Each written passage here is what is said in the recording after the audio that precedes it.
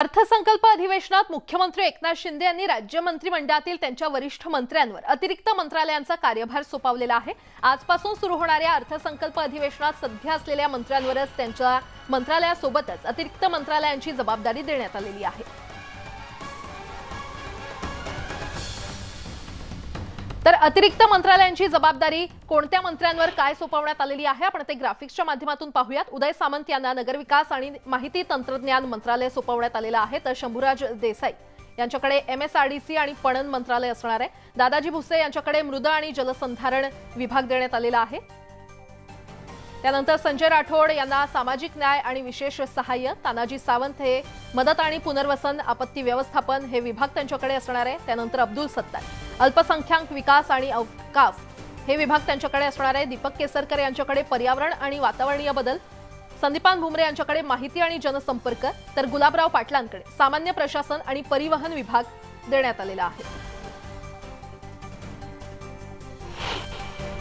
आणि या संदर्भात अधिक माहिती देत आहेत आमचे प्रतिनिधी उदय जाधव आपल्यासोबत जोडले गेलेले आहेत। उदय, आजपासून अर्थसंकल्प अधिवेशन सुरू होते आणि अतिरिक्त मंत्रालयाचा कार्यभार आता इतर मंत्र्यांवर मुख्यमंत्री एकनाथ शिंदे यांनी सोपवलेला आहे।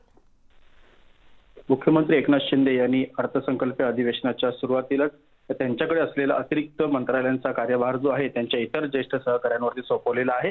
उदय सामंत जे उद्योग मंत्री आहेत त्यांना नगरविकास मंत्रालय जे अत्यंत महत्त्वाचं मंत्रालय ते त्यांच्याकडे सोपवण्यात आलेले आहे। अशी अनेक मंत्रालयांचे इतर ठिकाणी सोपवले असल्याचं आपल्याला पाहायला मिळतं आहे। विशेष करून अर्थसंकल्प अधिवेशनामध्ये जे विरोधक प्रश्नांचा भडीमार करणार आहेत, त्याचबरोबर विविध प्रश्नांवरती अनेक प्रश्न जे उपस्थित करणार आहेत, या सर्व प्रश्नांना उत्तर देण्यासाठी इतर आपले सहकारी जे आहेत त्यांना सक्षमपणे माहिती देता यावी या दृष्टिकोनातून हे नियोजन करण्यात आल्याचं सांगण्यात येतं। एक प्रकारे हा रणनीतीचा भाग आहे।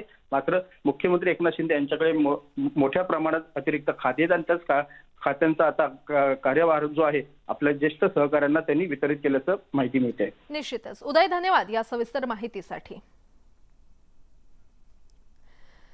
दरम्यान अर्थसंकल्पीय अधिवेशनाच्या पूर्वसंध्येलाच राज्याचं राजकारण तापलं होतं। सत्ताधारी आणि विरोधकांमध्ये आरोप प्रत्यारोपांच्या जोरदार फैरी रंगल्याचं पाहायला मिळालं। वर्षा बंगल्याचं खानपानाचं बिल 2,38,00,000 रुपये झाले, त्यामुळे चहात सोन्याचं पाणी घालत होतात का, असा खोचक सवाल विरोधी पक्षनेते अजित पवार यांनी विचारलाय। तर अजित पवारांच्या या प्रश्नाला मुख्यमंत्र्यांनी देखील जोरदार प्रत्युत्तर दिलंय। सरकारकडून करण्यात येणाऱ्या जाहिरातबाजीवर देखील अजित पवारांनी टीका केली। तर शेतकरी संकटात असताना सरकार जाहिरातीमध्ये मशगूल असल्याची टीका अजित पवार यांनी केली आणि याच आरोपांना मुख्यमंत्री एकनाथ शिंदे यांनी प्रत्युत्तर दिले। महाविकास आघाडीच्या काळात जाहिरातींवर किती खर्च झाला, असा उलट सवाल मुख्यमंत्र्यांनी विचारलाय। ही एक फसवणूक आहे। विकास कामांच्या ऐवजी इतर गोष्टीवर उधळपट्टी चाललेली आहे।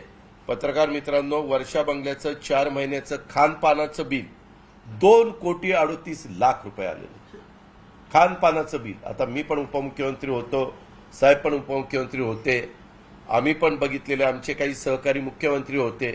खानपानाचं बिल 4 महिन्यात 2,38,00,000 रुपये, असं काय चहामध्ये रोज 2.5 लाख रुपये नाही हेच घातलं होतं, काय सोन्याचं पाणी बिणी घातलं होतं का, काय कळायला मार्ग नाही।